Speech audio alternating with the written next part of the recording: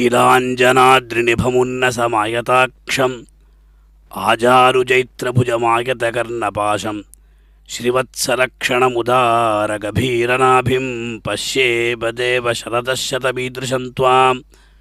స్వామి, ఎల్లప్పుడూ కూడా నిన్ను దర్శించుకోవాలి. పశ్యేమ శరదశతం జీవేమ శరదశతమని వేదం చెప్పిన రీతిగా భక్తులందరూ కూడా పోటాపోటీగా అహమహిమికయా అన్న రీతిగా భగవంతుని దర్శించుకుంటూ ఉన్నారు. వాళ్ళ యొక్క నిజమైనటువంటి భక్తికి ఇదే తార్కాణం.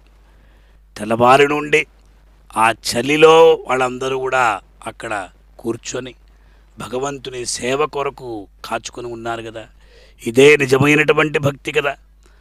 అటువంటి ఆ స్వామి ఈనాడు చిన్న శేష వాహనంలో అలా మాడవీధులలో ఊరేగుతూ గజరాజులు ముందుకు నడవగా కోలాటాలంతా కూడా ఆ భగవంతుని ఎదుట ఆ కైంకర్యాలు చేస్తూ ఉండగా శ్రీయప్పతి అయినటువంటి శ్రీమన్నారాయణ స్వరూపుడైనటువంటి మలయప్ప సర్వాలంకార భూషితుడై తిరుమాడ వీరులో ఊరేగుతూ భక్తుల్ని అనుగ్రహిస్తూ ఉన్నాడు.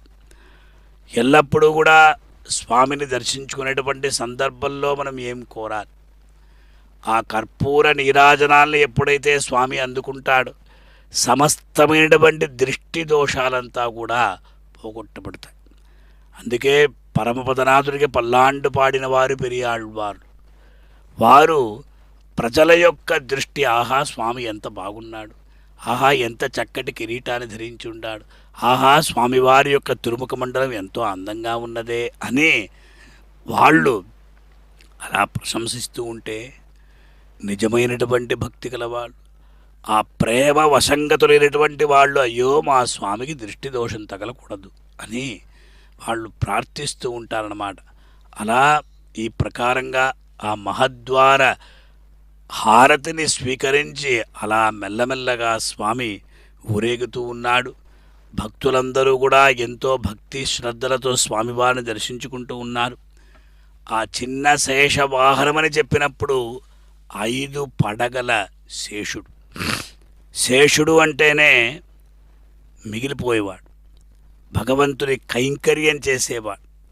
తయా సహాసీనం అనంతభోగిని ప్రకృష్ట విజ్ఞాన బలైకధామని అని యామునాచార్యుల వారు చెప్పిన రీతిగా భగవంతుడు ఎల్లప్పుడూ కూడా ఆ శేషుడి మీద పవ్వళించి ఉంటాడు.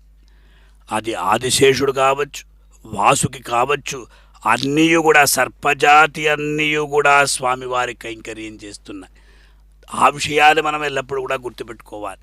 ఎందుకంటే మనం కూడా శేషుడి వలె ఉండాలి. భగవంతుడొక్కడే శేషి, మనమందరం కూడా శేషభూతులం. అందువల్ల శేషి అనే శబ్దానికి భగవంతుడొక్కడే ఉంటాడు.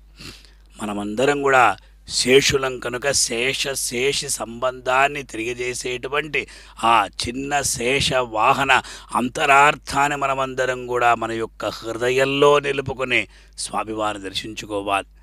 నాహం వసామి వైకుంఠే నా యోగి హృదయేపి వా మద్భక్తాః యత్ర గాయంతి తత్ర తిష్ఠామి